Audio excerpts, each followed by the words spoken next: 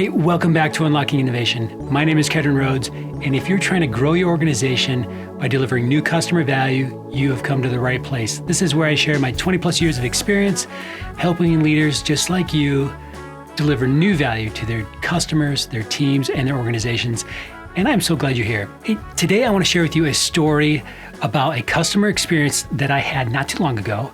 It's an ugly one, but I think it's one that is rich with learning opportunities. So I want to share with you this crummy customer experience and pull out 3 insights that I think that you can probably begin to apply in your organization, even though you might not have a crummy customer experience to relate to. So here's the story. A couple of weeks ago, I needed to take my vehicle in to get it serviced. Now, it's the kind of service that only a dealership could do, and I hadn't been to this particular dealership before, so I called up in advance. So I got to the phone tree pretty quickly, got to a customer service rep who took my information, my name, my phone number, the type of vehicle that I had, and we made an appointment pretty quick. Nothing out of the ordinary, nothing exceptional one way or the other out of that exchange. So coming up to the day of the appointment, leading up to that event, I get a handful of text messages, asking me to confirm my appointment and reminding me what time the appointment is. Again, I've never been to this particular dealership before, so I arrive on the day. I'm 15, 20 minutes early. Like many car dealerships, there's usually more cars than there are parking spots. So I'm trying to find my way to, the service center, trying to find a place to park. And as I'm pulling in the parking lot, I can see the service center, these couple of big bay doors that vehicles drive into in order to get their vehicle service. And I see multiple pedestrian entrances to the service center. So I'm trying to figure out, should I pull up to the bay doors? Should I find a place to park and go in? I find myself a place to park, and I walk through one of the entrances, which feels to me maybe like a staff entrance. I'm not really sure, but I make my way across the service center and to a podium where someone is there, waving me down, hollering me to, come this way to get checked in, that sort of thing. I get checked in. I'm pointed to where I can go to wait for my vehicle to be serviced. And hey, we're in the middle of a pandemic, so I'm trying to stay away from people. I'm wearing my mask. They're wearing their mask. And make my way through the rest of the service area into the waiting area. And there are 2 other customers there. I'm not really sure where I'm supposed to be in relationship to them. I know I'm supposed to be, social distance and that sort of thing. So not knowing for sure where I'm supposed to be, I'm not really sure what surfaces are clean. I just find myself just wandering the showroom floor just to be out of the way and be away from other people. The last thing I need is for a customer or a staff member to be irate with me because I'm either too close or in the wrong spot, or doing something wrong. I don't know. I'm just trying to stay out of the way. One by one, the customers are done. I'm the last one around, and I'm waiting. We're 40 minutes into this exchange so far. It's another gentleman that I've not interacted with at all yet, flags me down and lets me know that my vehicle is ready to be picked up, to be paid for and picked up. I make my way to the service center counter, and as I'm paying, the entire service center appears to be vacant other than myself and this gentleman that's helping me get checked out. But in the back, I hear someone just absolutely raging, curse raging out another employee. The kind of rage and amped up energy that I would imagine makes most people a little nervous and maybe even a little bit fearful for their own safety. So as I'm paying this gentleman that's helping me out, he's apologizing for the individual in the back, and I make my way out the door and the service is done. A day or so later, I get a text message asking me how my service was, and feeling generous, I gave this particular exchange a 2-star out of 5. So overall, a very poor customer experience.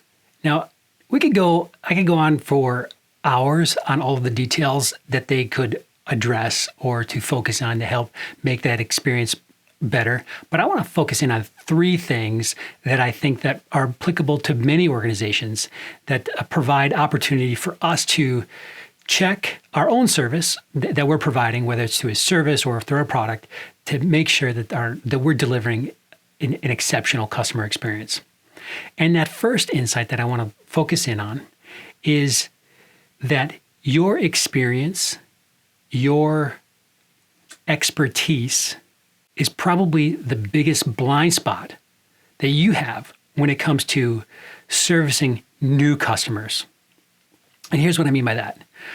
All of the experience and all of the expertise that you've developed, that your team has developed over the years, you've developed your own vocabulary for talking about the product or service that you deliver. You've got years of experience working with this product or service. Everything seems to be second nature to you.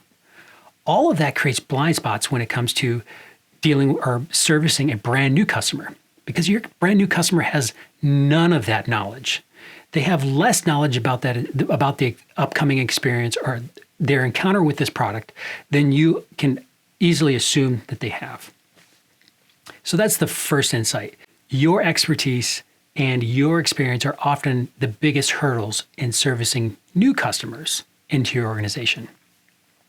So whether you're a consultancy or whether you're a product or whether you're a service, you can assume that new customers don't know anything about what you do, about how the sausage is made, so to speak. That new customer experience provides a rich opportunity to guide and shepherd and overly explain what that expectation or what that experience should be like. So that's insight number one, that our experience and our insight is often our biggest hurdles in servicing new customers. Insight number two is that your customers are often providing you with all sorts of information.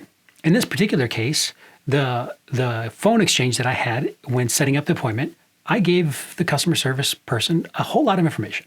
I gave them my name. I gave them the type of vehicle that I drive. I told them that I'm a brand new customer, that I'd never been to this dealership before. Gave them my phone number, some contact information. All of that information is the kind of information that the organization needs in order to really do their job. They need to know who I am and how to get a hold of me in case someone needs to reschedule, or if, in this case, they need to know the type of vehicle that I'm driving so that they can have the right parts in place at the right time to make the whole exchange work. Insight two is about taking that customer information, all that information that they're providing you in order for you as an organization to do your job, use that information for the customer, on the customer's behalf in those exchanges, whether it's a product or service. So for example, in this exchange, the dealership knew that I was a new customer. They could have taken that information and used it to inform how the rest of the exchange should go. Knowing that I'm new, I'm probably not going to know where to park, not know where to enter, all of that kind of information. They also know what time I'm going to be there. They also know what kind of vehicle I'll be driving. So they could take that information and use that to make my experience as a customer better. They could greet me at the door. They know that this person driving this vehicle is going to show up at this time. The likelihood of somebody else driving that similar vehicle showing up at that time are pretty minimal. So take that opportunity to address the customer personally, let them know where they fit in the schedule, because all this is information that they've already provided you.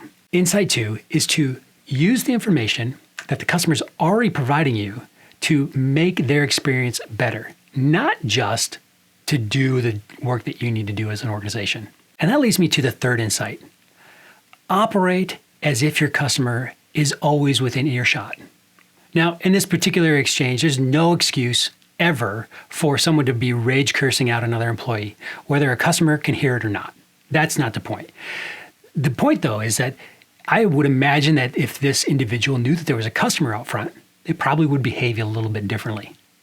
So if we operate as if the customer can always hear us, that the customer can always see what we're doing, we're going to be operating from a point of integrity. And when we operate from a position of integrity, this safeguards us from all of those uncomfortable exchanges that we might encounter, not that we will encounter, if we are behaving in one way to the customer and a different way when the customer's not around. So again, we could really dive into all of the details of this customer experience that went sideways. But the three that I think that are easy for us to forget about or easy to overlook, that our expertise and experience are often our hurdles. They're our hurdles that are in the way of us delivering an exceptional customer experience, especially for new customers who aren't familiar with your language, with your process, that sort of thing. Secondly, use the information that the customer is giving you that you need in order to do your work. Use that information for the customer to make the customer experience better. They're already providing it for you. You've already got it on hand. You're using it to do your work. Turn the tables around and use that information to make the customer experience all the better. And third, operate as if the customer can see you or hear you at all times. That'll safeguard you from those uncomfortable and unwelcomed experience where the customer is experiencing one version of you and is blindsided by another version of you.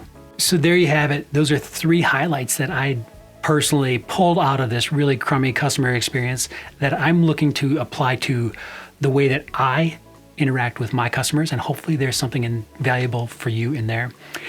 Hey, before you go, don't forget to hit subscribe. And I look forward to sharing these kinds of stories that help you unlock innovation in your organization.